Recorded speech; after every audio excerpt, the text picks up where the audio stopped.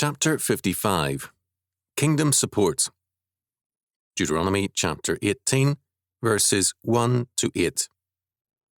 The priests, the Levites, and all the tribe of Levi shall have no part nor inheritance with Israel. They shall eat the offerings of the Lord made by fire, and his inheritance. Therefore shall they have no inheritance among their brethren. The Lord is their inheritance, as he has said unto them. And this shall be the priest's due from the people, from them that offer a sacrifice, whether it be ox or sheep, and they shall give unto the priest the shoulder, and the 2 cheeks, and the maw. The firstfruits also of thy corn, of thy swine, and of thine oil, and the first of the fleece of thy sheep shalt thou give him. For the Lord thy God hath chosen him out of all thy tribes to stand a minister in the name of the Lord, him and his sons forever.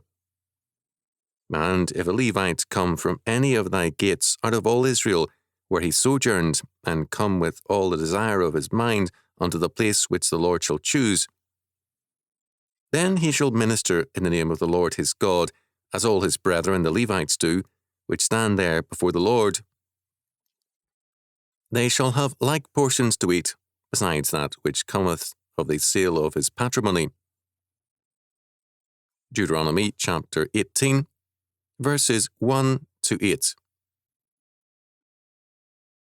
This text deals with the support of God's priests and the Levites, his clerisy.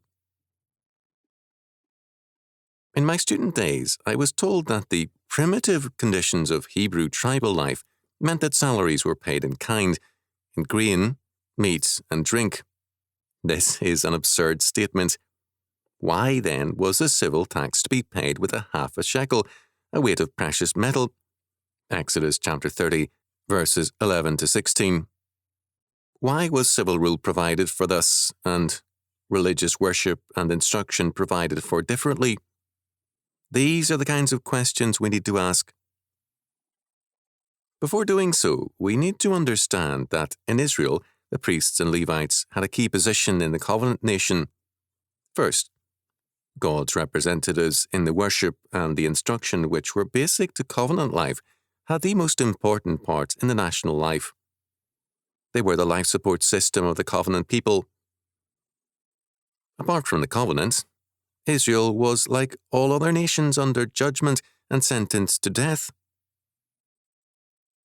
The life of the covenant people required the support of the covenant's human spokesmen. In this respect, the priests and Levites were types of Christ. Second, they were therefore entitled to physical support, verses 1 to 5. They were to be given meat, grain, oil, wine, and wool. Since the priests and Levites provided the religious necessities, they were to be given life's necessities. Their income was not limited to such things, but these were basic. Worship and instruction are thus seen as necessities. Third, verses 6 to 8 tell us that all Levites, however isolated and rural their location, had the same privilege as all others of serving at the central sanctuary. Our question now is answered. The priests and Levites were paid in kind because their services were essential to life in an especial way. Proverbs 29 verse 18 tells us, "Where there is no vision, the people perish, but he that keepeth the law, happy is he." Very literally, this verse tells us that where there is no teaching of God's revelation, the people run naked.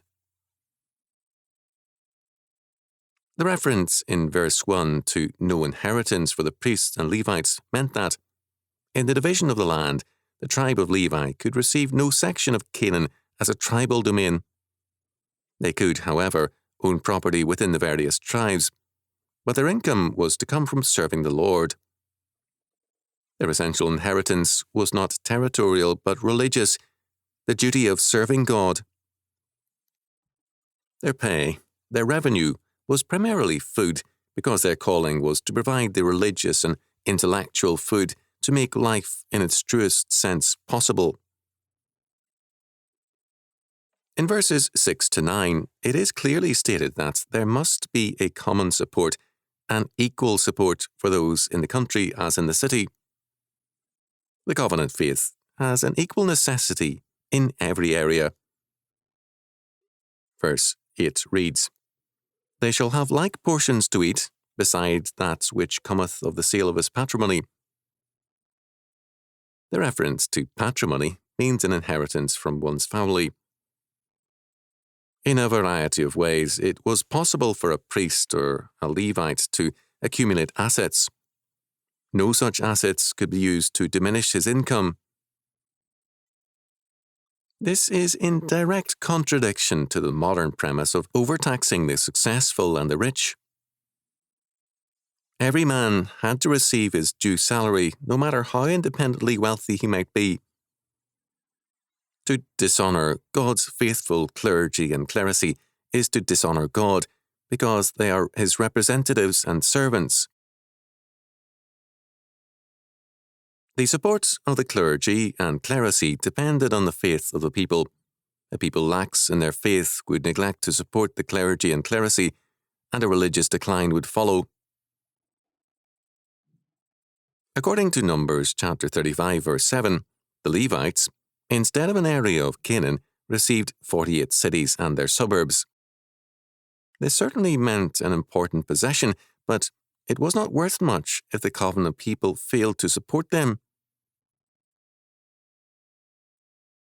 The support of God's clergy and clerisy is a duty of God's covenant people. In times of faith, when the people tithe faithfully, both worship and instruction would be very well provided for, and God's servants would be well off.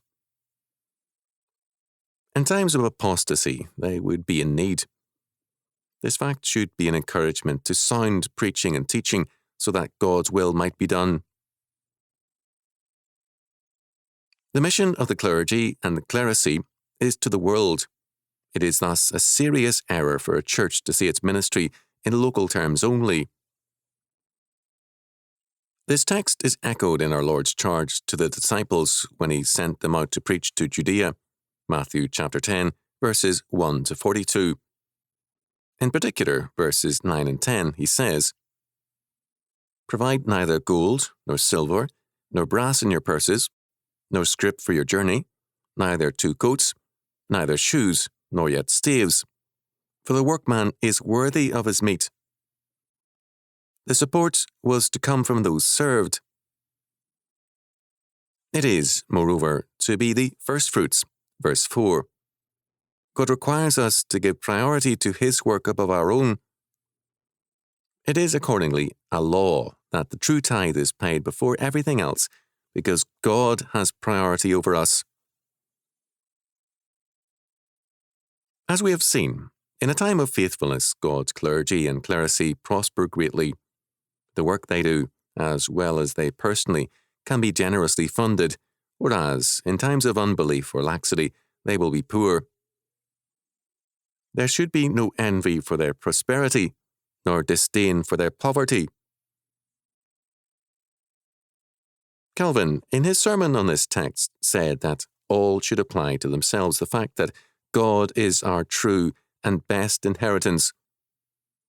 Christ has advanced us to the dignity of sons and daughters of God by the adoption of grace. For we be linked to our Lord Jesus Christ, that he might dedicate us to God his Father.